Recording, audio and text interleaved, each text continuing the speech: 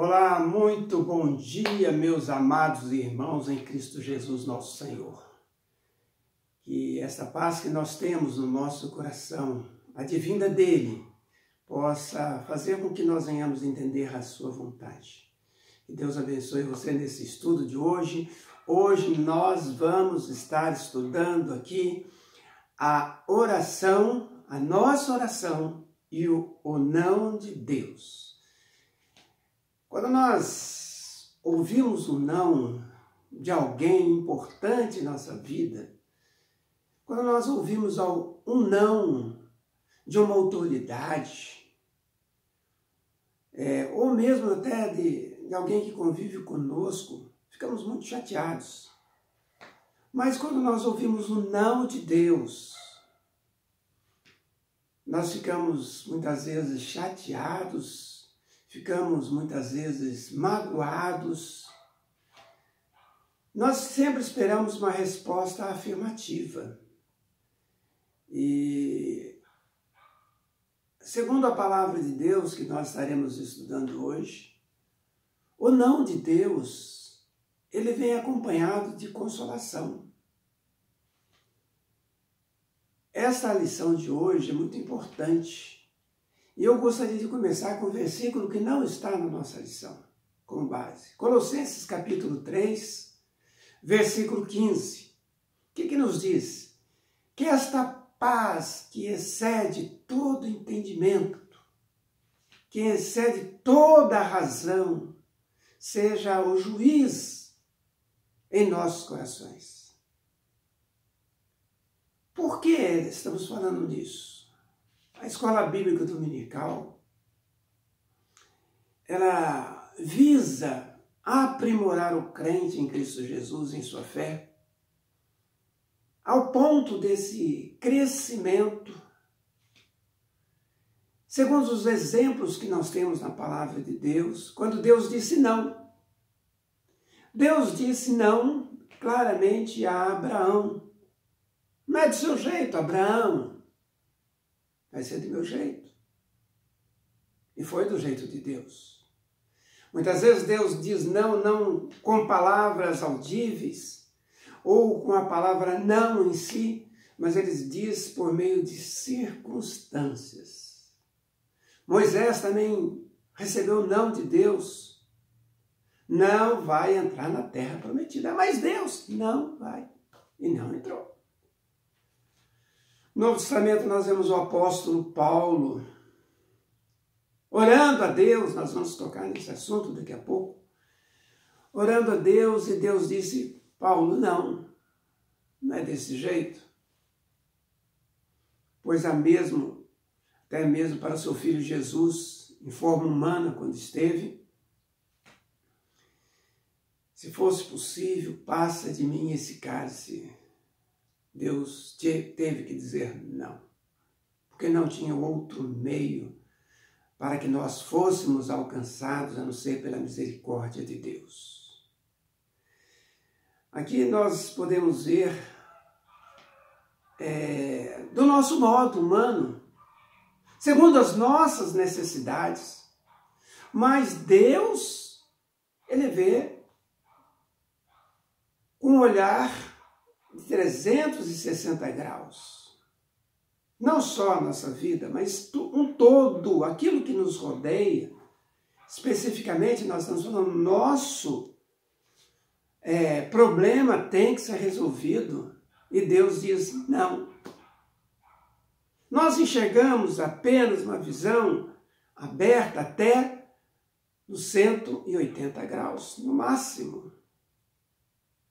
Devido a algumas dificuldades de saúde, algumas pessoas conseguem ver muito menos que isso. E algumas pessoas não conseguem ver nada. Nós enxergamos muito pouco em razão daquilo que Deus quer que nós venhamos enxergar. Mas quando Deus diz o não, Ele dá condições e nós temos elementos para nós vermos a saída do problema. O fato é que Deus nos ama e nos dá aquilo que nós pedimos segundo a sua vontade, não segundo a minha vontade. Minha vontade não vai alterar os propósitos de Deus, porque Deus trabalha num todo. Deus tem sempre o melhor para nós. Pense no seu filho, principalmente bebê. Nos primeiros passos, nos primeiros anos da sua vida, na adolescência, na juventude, e assim vai. Muitas vezes eles não sabem pedir. Conforme Tiago, ele nos fala, nós não temos porque nós pedimos mal. A palavra de Deus nos diz que Deus vê tudo, conforme nós acabamos de falar. Que nada está oculto aos seus olhos. Em Tiago, capítulo 4, versículo 2 e 3, nos diz aí que Deus, Ele não nos dá porque nós não sabemos pedir, pedimos apenas para os nossos deleites pessoais, a nossa vontade pessoal. Por isso que nós temos que pedir sabedoria para falar com o Senhor.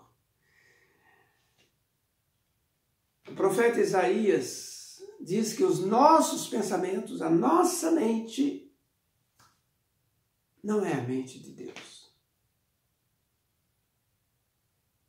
Por isso ele pede que nós venhamos pedir ao Senhor que tenhamos a mente de Cristo. Precisamos aprender também a ficar satisfeitos com aquilo que nós temos. Paulo orou desse jeito em Filipenses, capítulo 4, versículo 11. Ele diz, já me acostumei, eu aprendi a me contentar com aquilo que Deus está dando. A prática, então, na dependência de Deus é aceitar as condições que Deus está nos propondo. Deus está sempre oferecendo o melhor. Deus está agindo. E Ele, nesta ação, Ele quer que nós venhamos nos encaixar para nós descobrirmos aonde que Ele está fazendo e nós nos sentirmos plenamente realizados. Nós precisamos crescer diante das dificuldades. Nós vamos crescendo e vamos nos tornar maiores, adultos na fé. Deixarmos de ser crianças. Deixarmos o conforto do lado, deixarmos certas situações do lado e sermos obedientes ao Senhor quando Ele diz não. Quando Ele diz claramente, não posso, não vou fazer, porque nada é bom para nós. Um outro ponto que nós vemos, nós podemos falar dos propósitos de Deus.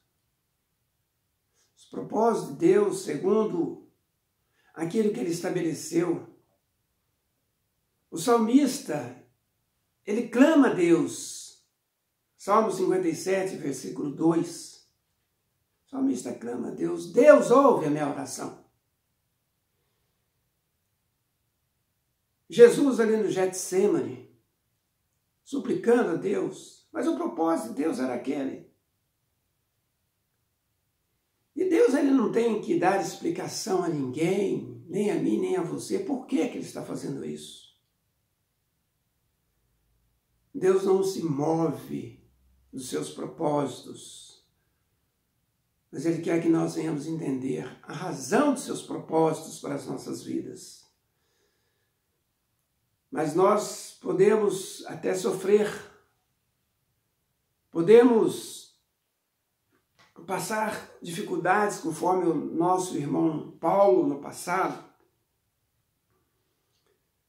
mas algumas respostas, segundo aquilo que ele mesmo diz, que essa leve e momentânea tribulação tem para nós um peso, a gratificação eterna diante de Deus, segundo Coríntios capítulo 4, versículo 17 e 18. É o peso que nós vamos receber na glória do Senhor. Então, quando nós ouvimos o não de Deus, nós temos que entender que o propósito de Deus é estabelecido. E Ele nos trata individualmente. Ele sabe que você está passando, que eu estou passando, as nossas dificuldades. Mas Ele quer que nós venhamos entender que aquilo que Ele tem para nós é o melhor. No quarto ponto dessa revista Os Nãos de Deus, pela Joep, que nós estamos estudando aqui na Igreja Batista de Sorocaba, estamos já praticamente na penúltima lição, fala sobre o sofrimento em benefício de outras pessoas. O ser humano não quer sofrer em nossos dias. As pessoas não querem sofrer. E quando se fala do Evangelho, as pessoas logo pensam, agora acabou. Agora acabaram meus sofrimentos. Podemos dizer, acabou o meu sofrimento? Acabaram meus sofrimentos, plural. Mas quando a pessoa aceita Jesus, ela tem que entender que ela tem que ser semelhante a Jesus. Muitas pessoas entendem que ser feliz é tudo. Eu quero ser feliz. Não importa a situação, eu quero ser feliz. O sentimento está falando muito mais alto. Jesus, ele fala feliz quando nós obedecemos às 10 bem-aventuranças que a palavra de Deus nos diz lá no Sermão do Monte. Mostra o caminho. Se você quiser ser feliz, você tem que ser aquilo que a palavra de Deus está pedindo ali. Nós somos chamados a outra realidade, é sofrer pelo Evangelho. Colossenses capítulo 1, versículo 24. Por essa causa eu sofro por amor de vós. Sofrer pelo Evangelho, pagar um preço pelo Evangelho.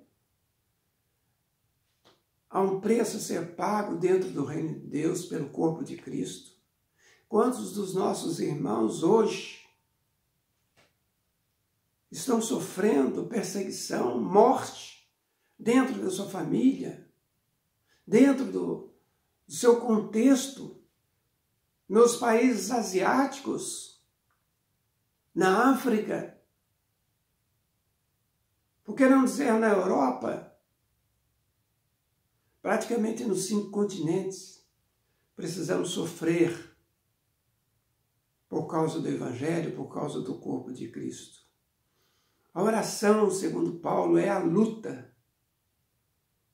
E essa luta não é para ficarmos livres dos problemas, e sim para nós nos fortalecermos. É interessante que muitas pessoas, elas declaram em nome de Jesus, acabou. E nós podemos dizer, acabou de começar. Precisamos sair um pouquinho de cena e deixar que o Espírito de Deus venha entrar em cena na consolação. Problemas existem, existirão, sejam problemas pessoais, sejam problemas de ordem familiar, de relacionamentos, problemas de trabalho, até mesmo relacionado à fé. Nós precisamos entender que Deus quer que venhamos, de fato, a pagar um preço pelo caminho que nós optamos, pela liberdade que nós temos em Jesus Cristo. No último ponto, oração que não dispensa, a oração que ouvimos não, que ela não dispensa a graça. Vem junto, quando Deus diz não, Ele dá a saída. Paulo, o exemplo para nós outros, ele clamou ao Senhor, Senhor, está doendo, tira de mim esse espinho na carne, tira de mim esse problema. Deus curou muitas pessoas, até ressuscitou pessoas pela mão do apóstolo Paulo e outros apóstolos. Mas aquilo era para que Paulo dependesse do Senhor. Quando ele diz, a minha graça te basta, em 2 Coríntios 12, 9. É a consolação de Deus. É a graça que nos coloca em pé quando nós somos tentados. Quando nós sofremos. O grande Billy Graham, alguém um dia chegou para ele e questionou durante séculos de ministério. Durante anos. Ele nunca causou nenhum escândalo. E na resposta dele foi a sua integridade. Foi que Deus estava dando graça, a graça da providência. 1 Coríntios 10, versículo 13. Deus estava com a sua graça, que toda vez que nós venhamos passar por problemas, Deus dá a saída. Nenhuma tentação humana vem sem o escape. Isso é graça.